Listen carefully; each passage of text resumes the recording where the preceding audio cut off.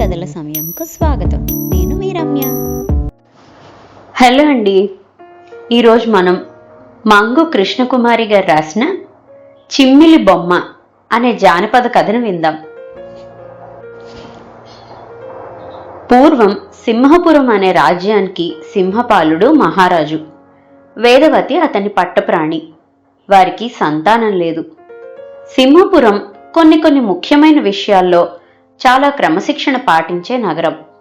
ఎవరు రాజైనా నియమాలు పాటించి తీరవలసిందే. మహారాజన్న, రాణి వేదవతి అన్న ప్రజలకి చాలా ఇష్టం. అయితే సింహపురం నియమం ప్రకారం సంతానం కలగని రాణికి రాణి భోగాలు ఉండకూడదు. రాజు ఆమెని వదిలేయాలి. ఆమె ఏ మారుమూలో సామాన్యంగా బతకాలి. దీనివల్ల గడువు తక్కువే ఉండడం వలన రాణికి దిగులుగా ఉండేది. రాణిగారికి తన ఇష్టసఖులలో చిత్రలేఖిని అనే ఆమె అంటే చాలా ఇష్టం. కారణం, చిత్రలేఖిని మంచి కళాకారిణి, బొమ్మలు తయారు చేయగలదు. అప్పటికప్పుడు మహారాణి ఎలాంటి బొమ్మ కావాలంటే అలాంటి బొమ్మ చేసివ్వగలదు. ఆమె పిట్టలు చిలుకలు లాంటి బొమ్మలు చేస్తే వాటి చేత పాటలు పాడించగలదు. ఆమెకి సంగీతం నృత్యం కూడా పరిచయం ఉన్నాయి. అయితే ఆమెది కొద్దిగా పట్టి ఉన్న గొంతు కాబట్టి శ్రావ్యంగా ఉన్న పాటల బదులు బుర్ర కథలు, హరికథలు లాంటివి నృత్యం చేస్తూ పాడుతూ రాణిని సంతోషపెట్టేది. ఆమె కళల గురించి బయట ప్రదర్శనలు లేవు కాబట్టి ఎలాంటి ప్రచారాలు లేవు. ఇటీవల మహారాణి దిగులుగా ఉండి చిత్రలేఖిని మాటలు పాటలు ఆనందించలేకపోతుంది. ఇక్కడ చిత్రలేఖినికి ఒక సమస్య వచ్చి పడింది. ఆమె రూపకుడు అని అతను ప్రేమించుకున్నారు. సింహపురి నియమం ప్రకారం రాణిగారి ఇష్టసఖి తనకి పదోన్నతి వచ్చిన దాకా పెళ్లి చేసుకోకూడదు. ఎవరైనా మధ్యలో వివాహం కావాలంటే అన్నాళ్లు బట్టి తీసుకున్న వేతనం వడ్డీతో సహా రాజుగారికి చెల్లించాలి. ఆ స్త్రీకి మరెలాంటి కొలువు దొరకదు. అందువలన వారిద్దరూ పెళ్లికి ఆగాలనుకున్నారు. ఇంతలో రూపకుడు తల్లికి ఆరోగ్యం కొంత బాగాలేక తరచూ ఏదో ఒక రుగ్మత వస్తుంది. అందునుంచి ఆవిడ కొడుకు పెళ్లి సాధ్యమైనంత వేగంగా జరగాలని పట్టుపట్టింది. రూపకుడికి చిత్రలేఖినికి ఏం చేయాలో తెలియలేదు. చిత్రలేఖిని కొంచెం ఆగమంది. మహారాణి సమస్య కూడా తీవ్రం అయ్యేట్లుంది. చిత్రలేఖిని ఏకాంతంగా మహారాణి దగ్గర చేరి ఆమెతో, అమ్మా, నేను ఉపాయం చెప్తాను, వింటారా అంది. మహారాణి ఏమిటని అడిగితే మహారాజు గారికి తల్లి కాపోతున్నట్లు చెప్పేయమంది. రాణి విస్తుపోతే, నేను అన్నీ చూసుకుంటాను, నన్ను నమ్మండి అని ధైర్యం చెప్పింది. ఆమె మీద నమ్మకంతో మహారాణి అలాగే చేసింది. మహారాణికి వైద్య పరీక్ష చేసే మంత్రసాని రాణికే కాక చిత్రలేఖినికి కూడా ఆప్తురాలు. అందువల్ల ఆమె రాణి మందిరంలోకి రాజుగారు సహితం కొన్ని నెలల వరకు రాకూడదని, రాణిగారికి బాగా విశ్రాంతి కావాలని చెప్పింది. మహారాజు ఆనందంతో తలములకలవుతూ ఆమె చెప్పినట్లే చేయడమే కాక రాణి మందిరంలోకి చిత్రలేఖినికి మంత్రసానికి మాత్రమే ప్రవేశానికి అనుమతి ఇస్తూ పత్రం జారీ చేశారు. రోజులు నడుస్తున్నాయి. మహారాణి భయపడుతుంటే చిత్రలేఖిని ధైర్యంగా ఉండమని చెప్తూ వచ్చింది. రాణిగారికి 7వ నెల జరుగుతుందని అందరూ అనుకుంటున్నప్పుడు చిత్రలేఖిని మహారాణి గారి అనుమతితో ఆ రాజ్యంకి దగ్గరగా ఉన్న అడవిలో ఉన్న పాతకాలం నాటి పాడుపడ్డ పరిస్థితిలో ఉన్న పగడాలమ్మ కోవిల, వీరభద్రుడి కోవిల బాగు చేయించి దీపం ధూపం ఉండేటట్లు చేసింది. 2 దేవాలయాల్లో తనకు అత్యంత నమ్మకస్తులైన పూజారులను ఏర్పాటు చేసింది. రాణిగారికి 9వ నెల వచ్చిందని అందరూ అనుకుంటూ ఉంటే ఒకరోజు చిత్రలేఖిని తెల్లటి మేలుజాతి నువ్వులు, మేలుజాతి తెల్ల బెల్లం, వరిపిండి తెప్పించింది. వాటితో తను స్వయంగా అందమైన చిన్న బాబులాంటి చిమ్మిలి బొమ్మను తయారు చేసింది. తనకున్న విద్యలన్నీ రంగరించి బొమ్మ చేతులు కాళ్ళు కదిపెట్టు చేసింది. చూసిన వారు నిజం బాబు అని భ్రమపడేట్లు చేసింది. మహారాణికి చెప్పి ఎవరూ చూడకుండా ఆ బొమ్మని బుట్టలో ఉంచి బయలుదేరింది. చిత్రలేఖిని చిన్నతనంలో ఆమె నాయనమ్మ దగ్గర చాలా కథలు కబుర్లు వినేది. ఆమె నాయనమ్మ తన నాయనమ్మ తనకి చెప్పేదని, నిజంగా జరిగిందని ఒక కథ చెప్పేది. అడవిలో ఉన్న పాడుపడిన 2 దేవాలయాలు పగడాలమ్మ వీరభద్రుడి గుడులు రెండు సత్యమైన దేవుళ్లే. అయితే వారిద్దరికీ దేవలోకంలో దేవరాజు అని ఒక అధికారి ఉన్నాడు. నెల రోజులకొకసారి అక్కడ ఇలాంటి దేవుళ్ళందరూ కలుసుకొని మానవలోకపు కబుర్లన్నీ చెప్తారు. దగ్గరగా ఉన్న పగడాలమ్మకి వీరభద్రుడికి అస్సలు పడదు. ఒకళ్ళ మీద మరొకరు చెప్పేవారు. విసిగిపోయి దేవరాజు ఎవరు తప్పుంటే వాళ్ళని శిక్షించమని తనకి పరమశివుడు ఆదేశించాడని చెప్పాడు.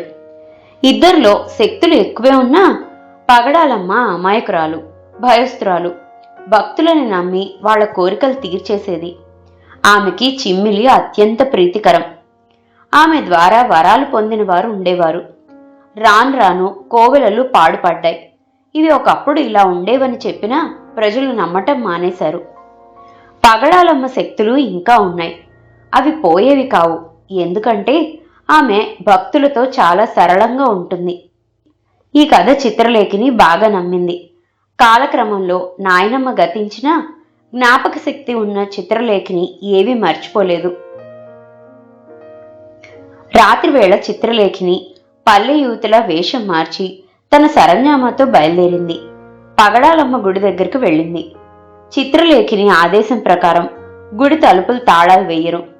చిత్రలేఖిని పగడాలమ్మ గుడిలోకి వెళ్లి చిమ్మిలి బొమ్మను తీసి అమ్మవారి పాదాల దగ్గర ఉంచింది. రెండు చేతులు ఎత్తి దండం పెడుతూ, తల్లి, అవసరం మీద ఒక్కదాన్ని నా కొడుకుతో పొన్నూరు వెళ్తున్నాను.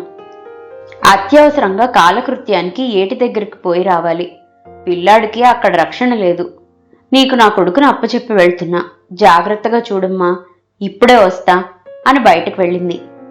గుండెలు దడదడలాడుతూ ఉంటే గాలిలో దండం పెట్టి, దేవదేవా, రాజ్యక్షేమం కోసం దయామయ్య అయిన మహారాణి కోసం చేస్తున్న ఈ పనిని ఆశీర్వదించు తండ్రి అని వేడుకుంది. తలుపు చాటు నుంచి చూడసాగింది. పగడాలమ్మ పాదాల దగ్గర నిద్రలో ఉన్న బొమ్మ మీద నుంచి కమ్మటి సువాసన వస్తుంది. ఇంత సువాసన ఏమిటా అని అమ్మవారు కిందకి వంగి ముక్కు ఆనించబోయేసరికి అనుకోకుండా ఆమె నాలుకకి బొమ్మ రుచి తగులుతుంది. ఇంత కమ్మగా ఉందేమిటా అని కొంచెం తింటుంది. ఇంకా ఆ రుచి నచ్చేసి ఈ కొంచెమే అనుకుంటూ మొత్తం తినేస్తుంది. అదంతా చూసి చిత్రలేఖిని అప్పుడు తృప్తిగా లోపలికొచ్చింది. లోపల చిన్న చిన్న తునకలు చూడగానే కెవ్వుమని కేకపెట్టింది. అయ్యో, నేను స్నానమాడి వచ్చే లోపల నా కొడుకుని తినేసావా? నాకు దిక్కెవరమ్మా అని ఏడవసాగింది.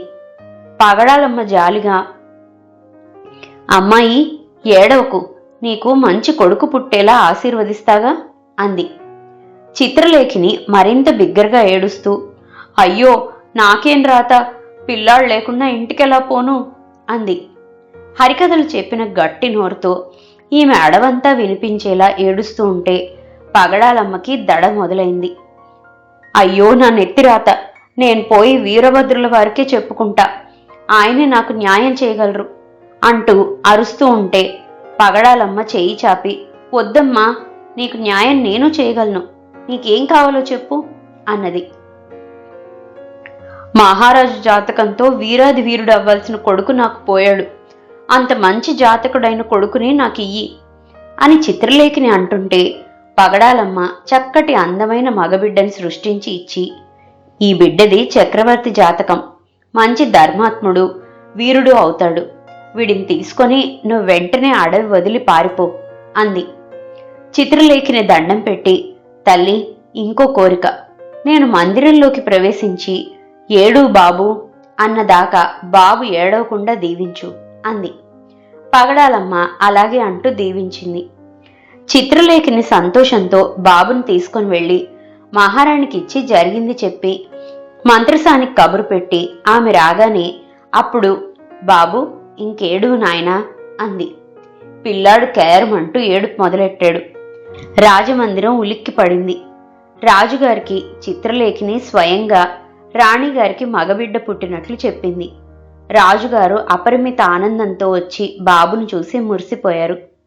మహారాణి సంతోషంగా చిత్రలేఖినికి ప్రధాన చెలికత్తెగా పదోన్నతి ప్రకటించమని కోరింది. మహారాజు వెంటనే అలాగే చేశాడు. అంతేకాక ఇంకా చాలా కానుకలిచ్చాడు. రాజ్యమంతా యువరాజు పుట్టిన సంబరాలు జరిగాయి. చిత్రలేఖిని ఆనందంగా రూపకుడి దగ్గరికి వెళ్ళి తమ వివాహంకి ఏ అడ్డంకి లేదని చెప్పింది. అతను ఎంతో ఆనందించాడు.